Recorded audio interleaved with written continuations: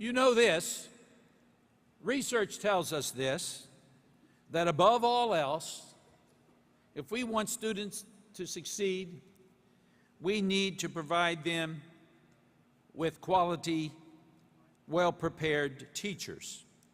Teachers are critical to the effective development of a child. I've told you this before, I'll tell you again. No one in my personal life has affected me more than my parents, except, or as, let's put it this way, if you were to take my parents out of the equation, and of course they were first, and parents are usually the first and most important teachers, you take the parents out, no individual or group of individuals have had a greater impact upon my personal life than have my teachers. I've talked, absolutely. I've talked to you before about Mabel Keller, the teacher who taught me my first, second, third, and fourth grades in a one-room school. I've talked to you about David Leitenheimer, the only teacher that ever gave me a paddling in high school, but a guy who would drive me home the 3 miles or so from where the school was located, from where I lived after basketball practice. I have told you about Roseanne Joyce, who threatened to run my little finger right through a pencil sharpener if I didn't shut up. Too bad I didn't know any lawyers back in those days. I could be a rich man today.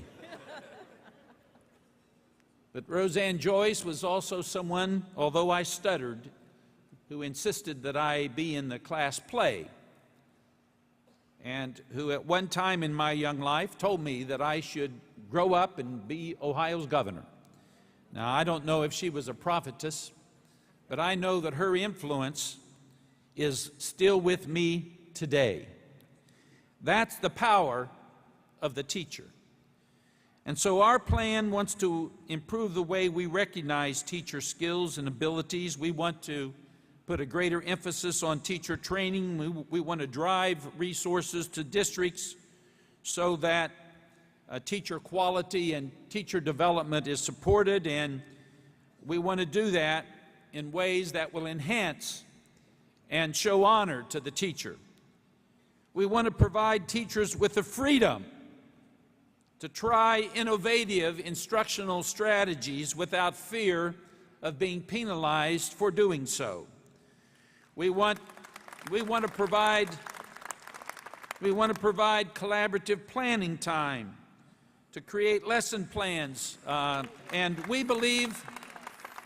I believe strongly in interdisciplinary teaching strategies and methods, and in order to do that, you've got to have time to spend with your colleagues to do the planning and the preparation.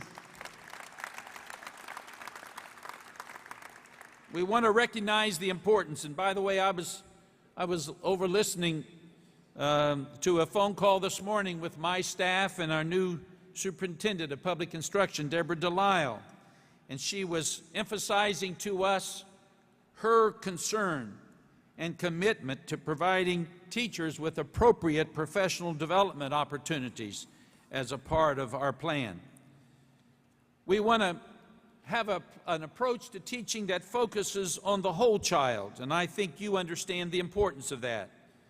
That understands the importance of individualized instructional opportunities, and that tries to speak to the larger learning needs of our kids. We want our kids, obviously, to study math and science and the technologies. Of course we do, but we also want them to have opportunities to study art and to enjoy music and to participate in theater and physical education. And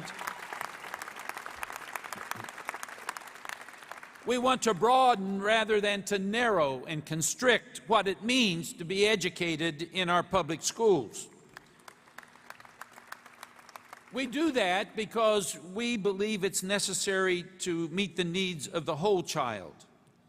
And we want to do that by understanding that our schools need other professionals to support the teaching staff. We want nurses and counselors. to be a part of the school team.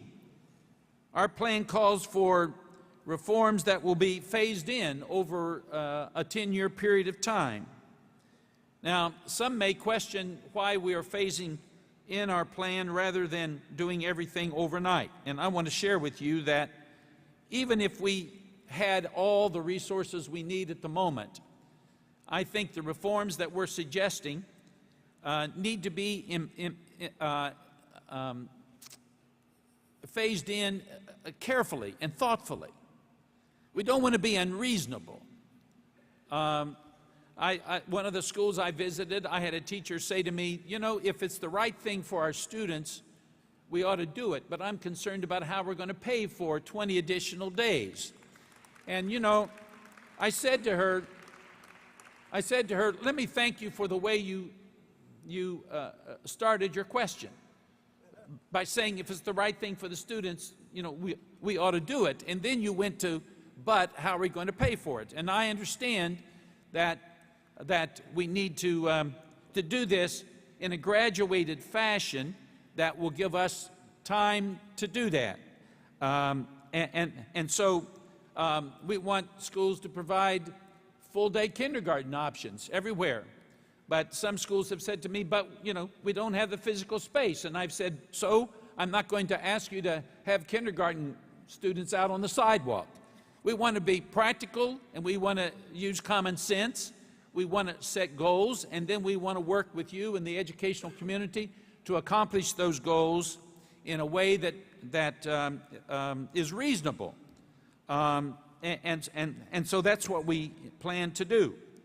But there is no excuse for inaction, my friends. You know, this is the most difficult economic set of circumstances that our state and, quite frankly, our nation has faced perhaps in 70 or more years. At least 36 states in this country have cut funding for elementary and secondary education. In Ohio, we have not to this point because we have made education our top priority.